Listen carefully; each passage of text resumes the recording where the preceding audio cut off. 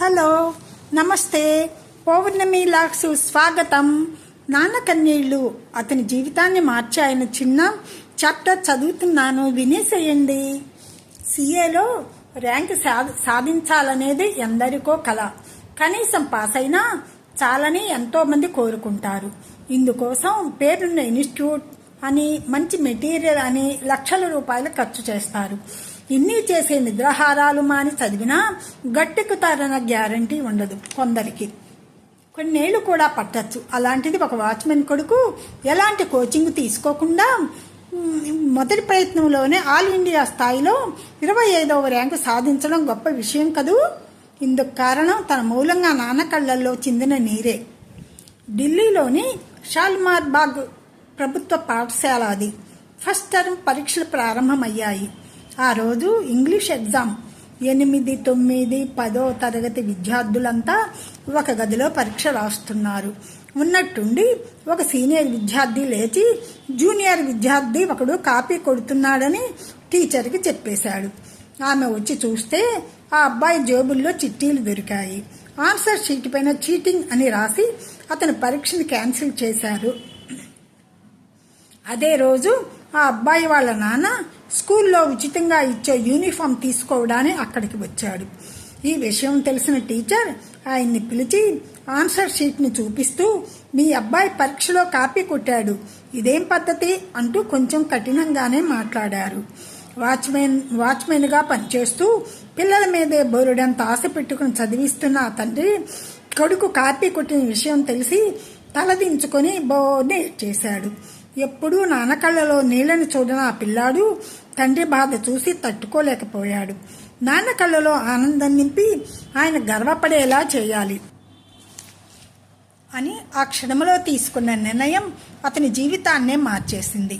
ఆ teenage పిల్లాడే సిఏలో all India స్థాయిలో 25వ rank సాధించిన అమన్ కర్న్. ఆ సంఘటన మంచే చేసింది. బీహార్కు చెందిన వినోద్ కర్న్ వాచ్మెన్గా ఢిల్లీలోనే స్థిరపడిపోయాడు. చిన్న అద్దె గదిలో ఉంటూ భార్య 3 పిల్లలతో కుటుంబాన్ని నెట్టుకొచ్చేవాడు. ఆర్థిక పరిస్థితి అంతంత మాత్రమే కావడంతో పిల్లల్ని ప్రభుత్వ పాఠశాలలోనే చేర్పించాడు. ఆ 3లో మధ్యవాడు అమన్ 8వ తరగతి చదువుతున్నప్పుడు అతను సగటు విద్యార్థి. ఇంగ్లీష్లో మరీ పూర్. ఆ భయంతోనే ఓ రోజు చిట్టీలు పట్టుకెళ్ళి దొరికిపోయాడు. వాళ్ళ నాన్న కన్నీళ్ళకి కారణమయ్యాడు. ఆ సంఘటన ఆ క్షణం అతన్ని బాధ పెట్టినప్పటికీ తన జీవితానికి మాత్రం మంచే చేసింది. తండ్రి కన్నీళ్లను చూసిన అమన్ అప్పటి నుంచి పుస్తకాల పురుగుగా మారిపోయాడు. చదువులో మెల్లమెల్లగా మెరుగయ్యాడు. సెకండ్ టర్మ్ పరీక్షల్లో ఇంగ్లీష్లో క్లాసులోనే 4వ స్థానం సాధించాడు. 9వ తరగతిలో క్లాస్ సెకండు, 10వ తరగతిలో ఏకంగా స్కూల్ టాపర్గా నిలిచాడు. అయితే అమ్మనికి సైన్స్ అంటే ఇష్టం. సైంటిస్ట్ కావాలని కళ్ళు కనేవాడు. కానీ సైన్స్ కోర్సు తీసుకుంటే ఖర్చులు ఎక్కువగా ఉంటాయని ఆ ఇష్టాన్ని తండ్రికి చెప్పలేదు. అప్పటికే అన్నయ్య కామర్స్ చదువుతున్నాడు. తాను అదే చదివితే అతని పుస్తకాలు తీసుకోవచ్చు, కోచింగ్కు వెళ్లాల్సిన పని లేదని ఆలోచించాడు. సైంటిస్ట్ కావాలన్న తన కలను పక్కన పెట్టి కామర్స్లో చేరాడు. అయిష్టంగానే అందులో చేరిన చదువుపైన ఆసక్తిని మాత్రం కోల్పోలేదు. పట్టుదలతో చదివి ఇంటర్ ఫస్ట్ ఇయర్లో కాలేజీ ఫస్ట్ ర్యాంకర్గాను, సెకండ్ ఇయర్లో ఢిల్లీలోని ప్రభుత్వ కాలేజీలన్నిటిలో టాపర్గాను నిలిచాడు. స్వచ్ఛంద సంస్థ సాయంతో ఢిల్లీలోని శ్రీరామ్ కాలేజ్ ఆఫ్ కామర్స్లో అమన్కి సీటు వచ్చింది. కానీ ఫీజు చెల్లించేంత స్తోమత లేదు.